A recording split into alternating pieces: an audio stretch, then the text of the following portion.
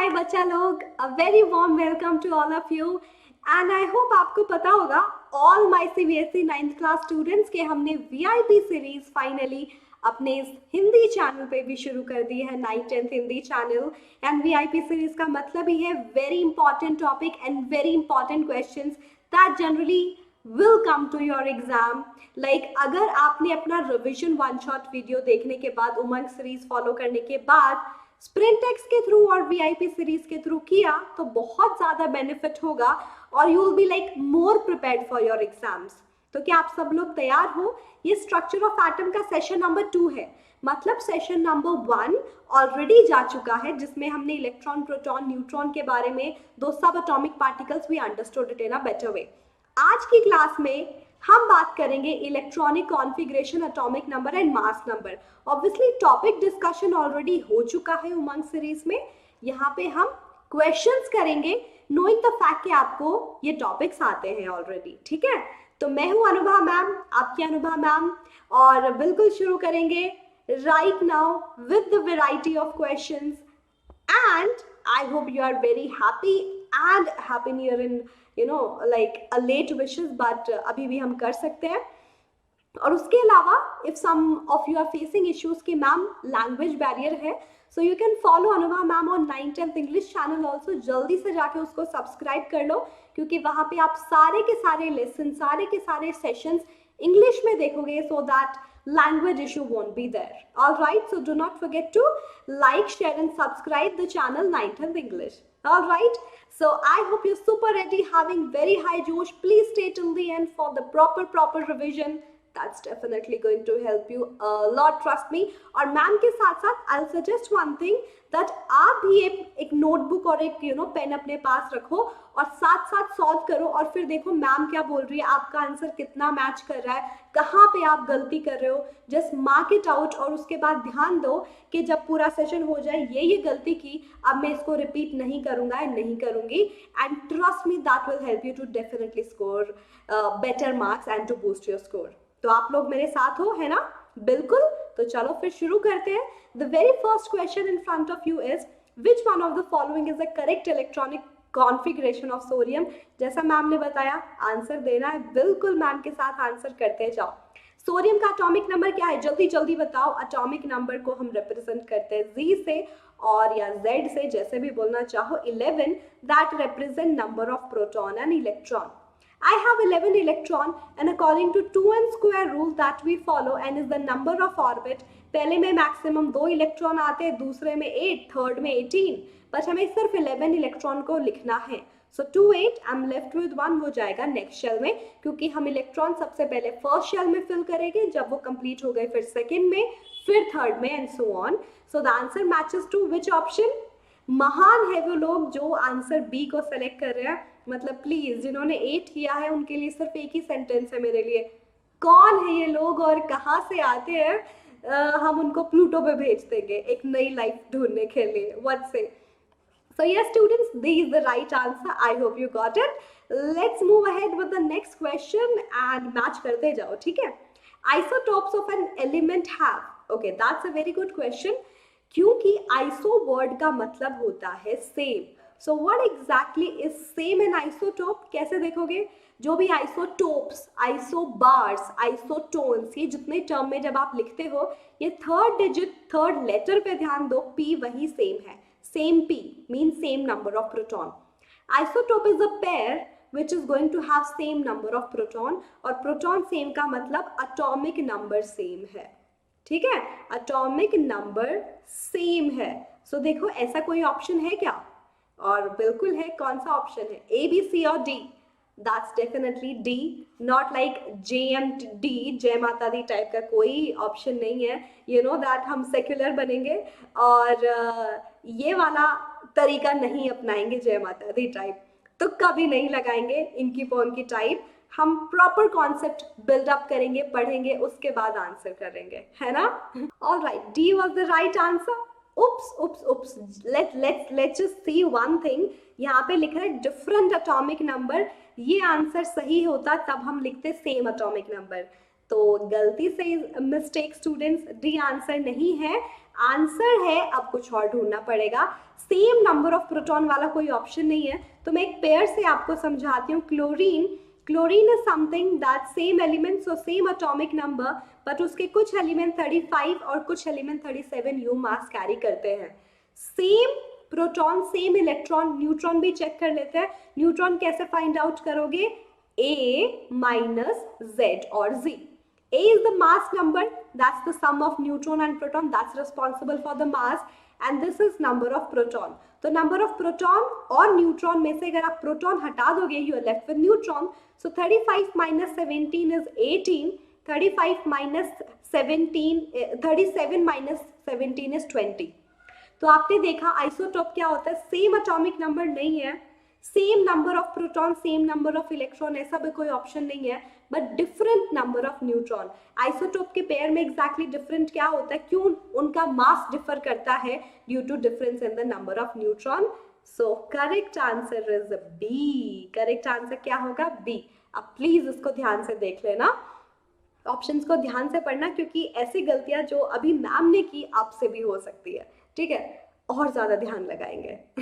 Let's move to the next option now, and next question is basically about valency by taking the example of silicon and oxygen. Trust me students, I am hoping कि आपको शुरू के जो 20 elements हैं उनके atomic number अच्छे से पता है, because that will help you to understand the topic of valency and electronic configuration. Silicon का एटॉमिक नंबर होता है 14 एंड ऑक्सीजन का एटॉमिक नंबर है 6। नीचे हम atomic number, number of proton लिखते हैं, ऊपर मास लिखते हैं। That's not bothering us right now, तो बस इतना हम पता होना चाहिए। वैलेंसी सबसे पहले होती क्या है, हमें इन दोनों एग्जांपल से समझाना है। Valency is just the combining capacity of an element, कि कोई एक एलिमेंट दूसरे एलिमेंट के साथ कैसे कंबाइन करता है, यानी कि क्यों कंबाइन करना है? Just to achieve stability. ये इसके साथ कंबाइन करेगा या तो अपने इलेक्ट्रॉन उसको देके, या उसके इलेक्ट्रॉन एक्सेप्ट करके, या दोनों करेंगे sharing of electron, just to achieve a stable configuration, just to follow the octet rule in general, ठीक है? तो ये वैलेंसी होती है। अब सिलिकॉन का कॉन्फिगरेशन लिखेंगे, 14 electron will be placed like this 2 8 4। Oxygen का लिखेंगे 2 6, ओके, सॉरी, ये 8 electron, I mean 8 atomic number है। So that's the configuration in front of अस।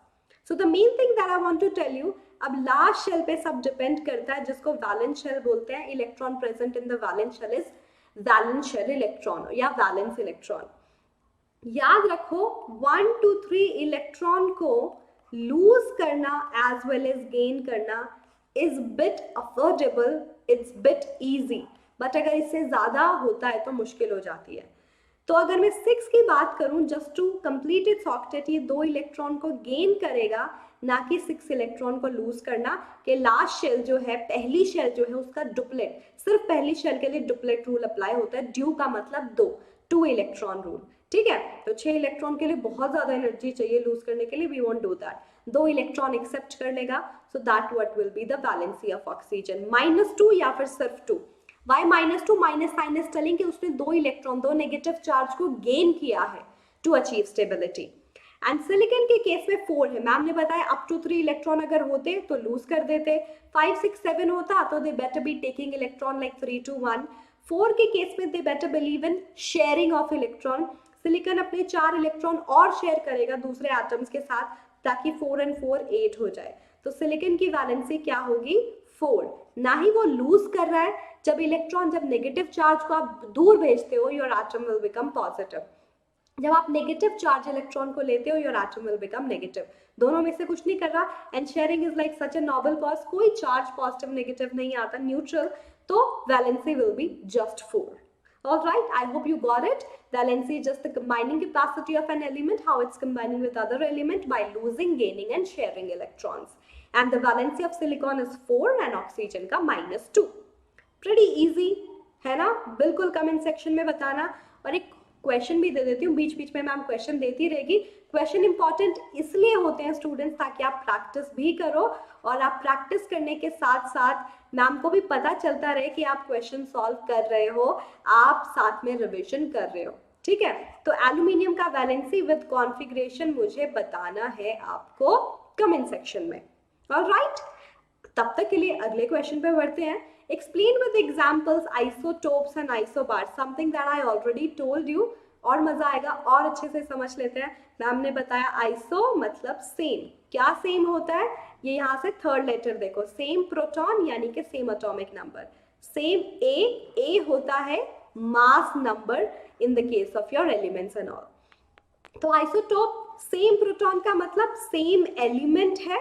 अगर एलिमेंट सेम है, कुछ तो वेरी कर रहा होगा, उनका मास वेरी करता है due to difference in the number of neutron. Same element having different mass number due to difference in the number of neutron. Mass number यहाँ पे सेम है, तो एग्जैक्टली क्या सेम है? वो एलिमेंट डिफर करेंगे बट मास सेम होगा. Different element यानी कि different atomic number but mass number same होगा. Let me tell you with the help of a pair. Chlorine को देख लो, हाइड्रोजन को देख लो. सपोज हाइड्रोजन को और कार्बन के कुछ एग्जांपल मैं आपको बताती हूँ. C12, C13, C14, कार्बन के 3 isotope, same element but difference mass 12, 13 and 14. Hydrogen का भी एक पेयर ले सकते हो, H1, H2 and H3. H1, H2 and H3. H1 is also called as protium. ये ड्यूटीरियम, ये ट्रीटियम. 3 आइसोटोप हाइड्रोजन के having difference in the mass. ये different element carrying same mass. Argon 40, calcium 40, 2 different element लेकिन mass same है.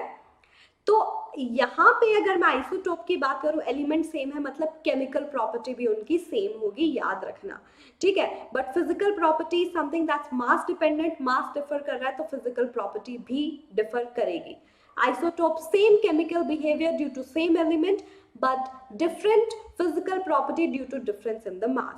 और इसी तरीके से आइसोबार होते हैं different elements or different physical property as well as chemical property. Physical property same थोड़ी बहुत हो भी सकती है, नहीं भी, क्योंकि element same है तो उनका arrangement change हो सकता है.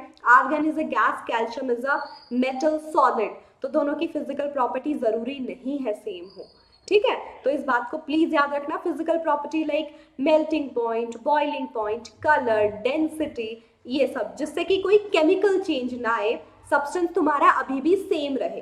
प्लीज इस बात को याद रखना. Very important thing I told you. Now let's move to question number 5 which is telling if number of electron in an atom is 8 and number of proton is also 8 and that's obvious. अगर atom आपका neutral है मतलब कोई charge नहीं है, तो यही condition होता है. 8 इलेक्ट्रॉन, 8 नेगेटिव, 8 प्रोटॉन, 8 पॉजिटिव, और वो एक दूसरे को कैंसिल करके 0 चार्ज न्यूट्रल मिलेगा आपका atom. Then what's the atomic number? अच्छा, एटॉमिक नंबर जिसको हम Z या Z से रिप्रेजेंट करते हैं, बहुत इजी क्वेश्चन है.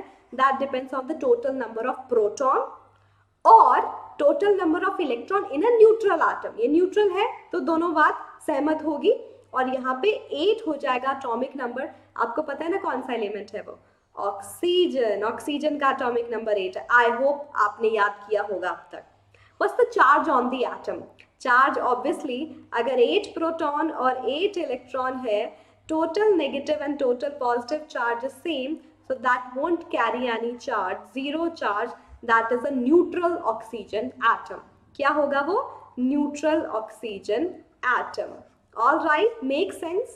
तो isn't it like super easy? I do think so. बिल्कुल मुझे बताना. No charge. PDF डाउनलोड कर लेना और देख लेना, क्योंकि मैम ने सारे आंसर्स डिटेल तरीके से एक्सप्लेन किए हैं. अच्छा स्टूडेंट्स, ये तो रही सर वेदांतु के क्लासेस के बाद जो यूट्यूब पे हो रही है, बट उसके अलावा वेदांतु की खुद के प्लेटफॉर्म पे भी क्लासेस होती है, which is very much amazing and definitely help you to get a better touch with all the teachers and a better boosting of your score. उसमें आप क्या करते हो, जैसे इनरोल करोगे, इनरोल कैसे करना है, एक लिंक है जो डिस्क्रिप्शन बॉक्स में दिया हुआ है, जो वेदांतु 9-10 चैनल ने पिन भी किया हुआ है उस मैसेज को. उस लिंक को ओपन करो, अपना CBSE 9th क्लास सेलेक्ट करो, अपना ग्रेड सेलेक्ट करने के बाद 2021 को अपना टारगेट रखो और एक कोड अप्लाई करना है for better discount. I tell you वो क्या है. AG मैम का कोड होगा AG Pro. To be very honest, पता ही AG Pro OP. तो सबसे पहले आप अनलिमिटेड लाइव क्लास अटेंड कर पाओगे, बहुत सारी. आपके पास लिबर्टी है, आपको कितनी क्लास अटेंड करनी है, आपको किस तरीके से रिविजन करना है. जितनी ज़्यादा क्लास ले सकते हो लो, ताकि अपना रिविजन प्रॉपर्ली चलता रहे. सारे स्टूडेंट्स के साथ compete करोगे और लाइव क्विजेस होती है हर टॉपिक के करने के बाद, ताकि एक्टिव लर्निंग आप अच्छे से सीख सको एंड वी मेक श्योर आप सीख रहे हो तो हम आपका पार्टिसिपेशन देख सके। द बेस्ट पार्ट इज अगर आपने कोई सेशन मिस भी कर दिया और आप जब रिप्ले देखने बैठते हो तो आपको ऐसा नहीं लगेगा बस आप टीचर को सुन रहे हो, आप रिप्लाई कर पाओगे, आप लाइव क्विजेस उसमें भी प्ले करके अपना नाम लीडर बोर्ड में देख पाओगे, विच इज अमेजिंग। सारा कंटेंट आप डाउनलोड कर पाओगे विद द टीचर्स फीडबैक जो हमने दिए हैं। सारे टीचर्स और जो आपके क्लास टीचर्स होते हैं, class teachers are the team of subject matter expert जो हेल्प करती है टीचर्स के साथ आपके डाउट सॉल्व करने में। Now the main attraction is crash courses and micro courses along with that, क्योंकि इसके थ्रू आप अपना रिविजन को मेक श्योर कर सकोगे। बहुत सारे क्रैश कोर्सेज शुरू होने वाले हैं, शुरू हो चुके हैं for proper revision, for definitely helping you all out कि जितना आपने पढ़ लिया है किस टाइप के इंपॉर्टेंट क्वेश्चंस आते हैं हम वो डिस्कस करते हैं यहाँ पे। चैप्टर बेस्ड कोर्सेज और माइक्रो कोर्सेज वो भी। तो AG Pro कोड लगाने से आपको क्या बेनिफिट होगा स्टूडेंट्स, जो कोर्स 1 मंथ का 2699 में था वो अब आपको 2159 में मिलेगा with that code. And the same thing जो कोर्स 3 मंथ्स के लिए 2333 पर मंथ पे था वो अब 1866 पर मंथ पे मिलेगा with that code AG Pro। It's like 5599 for 3 months. Obviously ज्यादा बेनिफिशियल 3 मंथ्स वाला है, but for a trial you can go for 1 month and can make sure that that's worth it, and I do feel कि आपको ऐसा ही लगेगा। जितनी चाहो classes attend करो और डिस्काउंट के बाद अगर आप प्रॉपरली प्लान करते हो it's just you are paying 11 to 9 rupees per session, which is even less than a party pack of whatever chocolate chips or whatever you eat, है ना? तो you can plan it accordingly. You know all the information now. I wanted to convey it to you. अब very good. अब आगे बढ़ते हैं। Now this question is summarize the rules for writing of distribution of electrons in various shells for the first 18 elements। आपको इतना ही पता होने चाहिए शुरू के 18 elements की कॉन्फ़िगरेशन कैसे लिखोगे, उसके बेस पे 2 से 3 मेन रूल है जो आपको पता होना चाहिए, जो बोहर एंड बरी ने मिलके दिए थे। सबसे पहला रूल जो था वो था 2n² rule, where n is the number of orbit, ठीक है, या इंडेक्स नंबर भी बोलते हैं। दैट्स डेफिनेटली टेलिंग कि कौन से शेल में कितने इलेक्ट्रॉन आ सकते हैं। अगर मैं पहले ऑर्बिट की बात करूं 1 का स्क्वायर इंटू 2 इलेक्ट्रॉन, सेकेंड 2 का स्क्वायर 4 इंटू 2 8 इलेक्ट्रॉन, 3 का square 9 into 2 18 electrons and so on. और इन शेल्स को हम K, L, M, N इस तरीके से शेल्स भी बुलाते हैं। फर्स्ट शेल में 2, फिर 8, फिर 18 and so on. So that's the very first rule, जिस तरीके से आप इलेक्ट्रॉन को फिल करोगे। दूसरा है ऑक्टेट रूल, कि आपको ये भी ध्यान देना है कि जब हम इलेक्ट्रॉन फिल करते हैं हमारा मेन पर्पस है to follow octet rule, that's 8 electron rule, कि पहली शेल को छोड़ के एक्सेप्ट फर्स्ट शेल मेरी कोई भी शेल तब स्टेबल होती है जब उसके लास्ट शेल में 8 इलेक्ट्रॉन हो। कोई भी एलिमेंट तब स्टेबल होता है जब उसके लास्ट शेल में 8 इलेक्ट्रॉन हो, called as octet rule. That's the second rule. Third और वेरी इंपॉर्टेंट रूल ये है, जब आप ये इलेक्ट्रॉन को फिल कर रहे हो तो मेक श्योर दैट आप जो स्टार्टिंग में इलेक्ट्रॉन्स फिल करोगे वो इनर शेल्स में करो। जब वो कंप्लीटली फिल हो जाएगी फिर नेक्स्ट शेल में बढ़ो, फिर नेक्स्ट शेल में बढ़ो and so on. So this order matters. पहले फर्स्ट इलेक्ट्रॉन फुलफिल होगी, फिर सेकेंड, फिर third and so on. Okay, these are the 3 main important rule, that's written also. Please make sure आप इसको याद रखो, ठीक है स्टूडेंट्स। अब आगे बढ़ते हैं with question number 7, which is also very easy. Explain with examples. Examples देना मस्ट है, प्लीज एग्जाम्पल मत भूलना। Atomic number and mass number को एक्सप्लेन करना है, not like a difficult task at all. Atomic number को हम Z या Z से रिप्रेजेंट करते हैं, मास नंबर को हम A से रिप्रेजेंट करते हैं।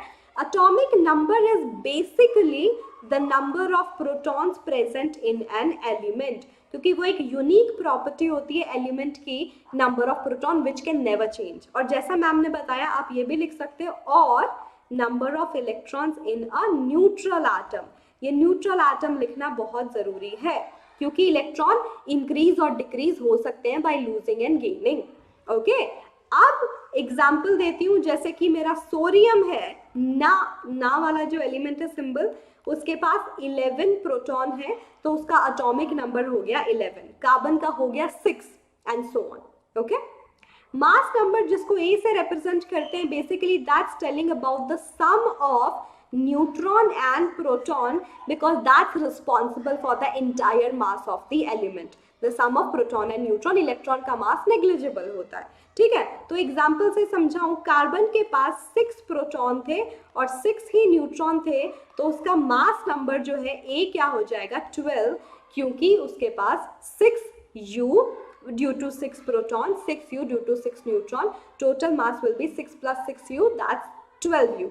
12 unified mass for the carbon in general. So that's what is your mass number. You can also call it nucleons, क्योंकि ये न्यूक्लियस में प्रेजेंट होता है सारा का सारा मास, जो कि बहुत ईजी था. Okay. Now let's go with this question, which is question number 8. Question number 8 कह रहा है Na positive has completely filled K and L shell. Explain करो इस बात को. Na पॉजिटिव, देखो यहीं पे आंसर है. सबसे पहले मुझे Na पता होना चाहिए क्या है, which is my 11 atomic number sodium, और उसकी कॉन्फ़िगरेशन हो जाएगी 281. बट ये Na नहीं है, Na पॉजिटिव है, मतलब कहीं ना कहीं एक प्रोटॉन एक्स्ट्रा है एक इलेक्ट्रॉन से. इन अ वे मेरे पास 11 प्रोटॉन थे, 11 इलेक्ट्रॉन थे. एक प्रोटॉन एक्स्ट्रा कब हो गए, जब आप एक इलेक्ट्रॉन को लूज कर दोगे, है ना. तो सोडियम पे एक पॉजिटिव चार्ज आया क्योंकि आपने एक इलेक्ट्रॉन लूज कर दिया फ्रॉम द लास्ट शेल. अब सोडियम पॉजिटिव की कॉन्फ़िगरेशन बन गई 28. तो बोल रहा है Na positive has completely filled K shell and L shell. Explain. That's what I did. कि by losing one electron, sodium positive got a configuration 28, which is completely filled just to justify the valency, just to follow the octet rule. That's what it did. और इसलिए ये stable है. ठीक है, तो easy है, ये भी बिल्कुल भी डिफिकल्ट नहीं है. मुझे कमेंट सेक्शन में बताते रहो, सब समझ आ रहा है ये भी बताते रहो. And if you really want to prepare for NTSC stage 2, Vedantu का ओलंपियाड स्कूल प्रिपेयर करा रहा है, तो मिस मत करो, यहाँ से आप रजिस्टर कर सकते हो. This is the link. 17 दिसंबर से 13 फेब तक हर दिन क्लास हो रही है, तो you can be a part of this journey of transformation as well. Alright, now let's move to question number 9. What exactly is that? Composition of a nuclei of two atomic species X and Y are given as under. This is X का information, this is Y का. Proton 6 and neutron 6. इसके पास proton 6 है और neutron है 8. याद करो, ma'am ने बताया था same proton and different neutron is nothing but isotopes, है ना. आइसोटोप क्या होता है? Same proton, same atomic number, but difference in number of neutron की वजह से मास डिफर करेगा, और अगर मास डिफर करता है so that's a pair of isotope. Give the mass number of X and Y. So mass number of X will be your 6 plus 6, that's 12, क्योंकि that's the sum of proton and neutron, that's 12u. And mass number of Y will be sum of neutron and proton, that's 14u. यानी कि ये जो species है, क्योंकि 6 proton carry करे, that's my carbon, तो ये हो गया मेरा C12 एटम और ये है मेरा C14 atom. To be very honest, what's the relation between the two species? I already told you, these are the pair of isotopes C12 and C14, same element different mass number.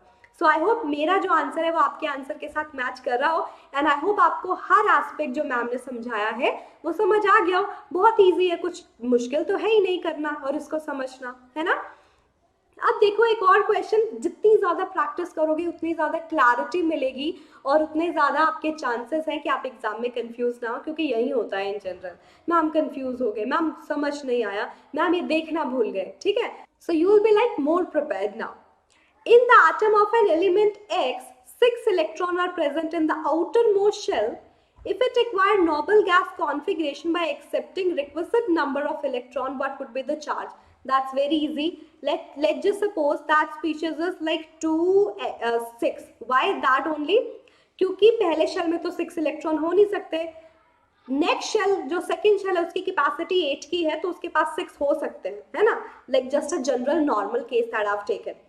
तो बोल रहा है उसकी last shell में 6 electron है, उसको अपना octet पूरा करने के लिए 2 इलेक्ट्रॉन को गेन करना पड़ेगा. अब ये X 2 नेगेटिव चार्ज को ले रहा है, तो वो क्या बन जाएगा? X2 माइनस या X minus 2. That's what the substance is. तो कितना चार्ज आया स्टूडेंट्स उसके ऊपर? -2. कितना चार्ज आया? -2. तो ये क्या बोलोगे? ये एक एनायन बन गया. That's something that's having a negative charge. Atom group of atom having a negative charge is your anion. What would be the charge? Super duper clear now. That's -2. Okay, let's see this question, which is again very easy. And the question is atomic number of aluminium is 13. We know that. Chlorine का है 17. What will be the number of electron in aluminium +3 and chlorine -? सबसे पहले तो यहाँ पे proton electron starting में थे 13, यहाँ पे प्रोटॉन इलेक्ट्रॉन स्टार्टिंग में थे 17. अब एल्यूमिनियम कन्वर्ट हो गया +3 में. मैम ने बताया +3 का मतलब है 3 प्रोटॉन ज्यादा है. 3 प्रोटॉन ज्यादा कब होंगे? जब 3 इलेक्ट्रॉन कम होंगे. Why we can't change proton? Because proton कभी चेंज नहीं होता, वो न्यूक्लियस में पड़े होते. You can't lose and gain proton. तो 3 इलेक्ट्रॉन लूज करने से एल्यूमिनियम के ऊपर +3 चार्ज आएगा, यही समझना था. अब यहाँ पे 17. अब क्लोरीन कन्वर्ट हो गया Cl- में, मतलब उसने एक नेगेटिव चार्ज एक्स्ट्रा ले लिया, मतलब एक इलेक्ट्रॉन एक्स्ट्रा लेने से इलेक्ट्रॉन बन गए 18. है ना? Obvious, nothing like difficult at all to understand. तो एल्यूमिनियम +3 के पास कितने इलेक्ट्रॉन हो गए? 10. 3 इलेक्ट्रॉन लूज कर दिए. ये हो गए 18 क्योंकि उसने एक इलेक्ट्रॉन गेन कर लिया. And these are the type of question that generally comes, और वो आपको कंफ्यूज भी कर सकते हैं. आई होप अब आप कंफ्यूज नहीं होगे, बिकॉज हमने वेराइटी ऑफ क्वेश्चंस यहाँ पे डिस्कस कर लिए. ये क्वेश्चन और कर लेते हैं which is easy as well. Bromine atom जो है 2 फॉर्म में एग्जिस्ट करता है. Again isotope, same element different mass. Okay, that's a pair of isotope. इनकी अबंडेंस भी दी हुई है नेचर में. अबंडेंस का मतलब कितनी परसेंटेज ये कैरी करते हैं नेचर में. That's what I wrote.